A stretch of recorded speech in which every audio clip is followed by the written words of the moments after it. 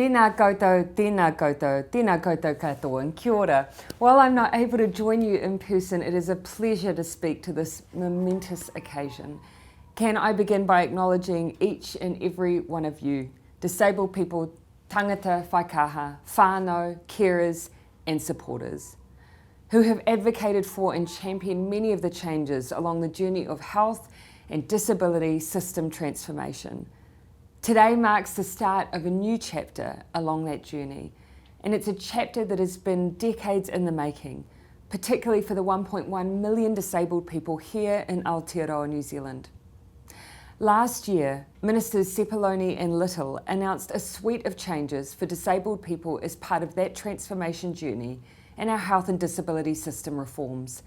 I'm pleased that today our government is continuing to take action and underline our commitment to disabled people with the launch of the new Ministry for Disabled People.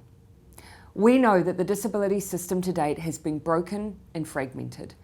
There have been too many barriers in place, and there has been no single agency responsible for driving and improving overall outcomes for disabled people, whether that be across employment, education, health, well-being or accessibility. This will be a ministry that puts disabled people, whānau, carers and their supporters first. It will be the first ministry to have a New Zealand Sign Language name and will be led by New Zealand's first disabled Chief Executive of a government ministry. Establishing the new ministry is only one part of our government's work program to deliver better outcomes for disabled people.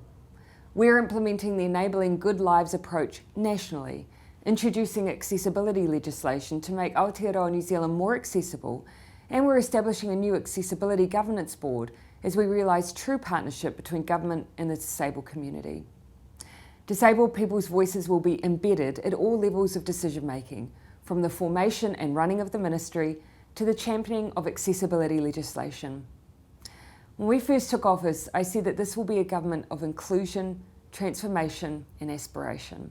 This means ensuring all who live in this country are entitled to respect and dignity. All are entitled to live meaningful lives.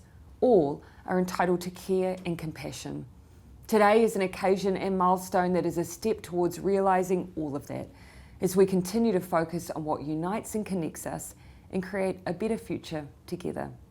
I want to thank everyone who has worked so hard to get us to this point, but also acknowledge that there is much to be done. Nō reira, tēnā koutou, tēnā koutou, tēnā tātou katoa. Thank you.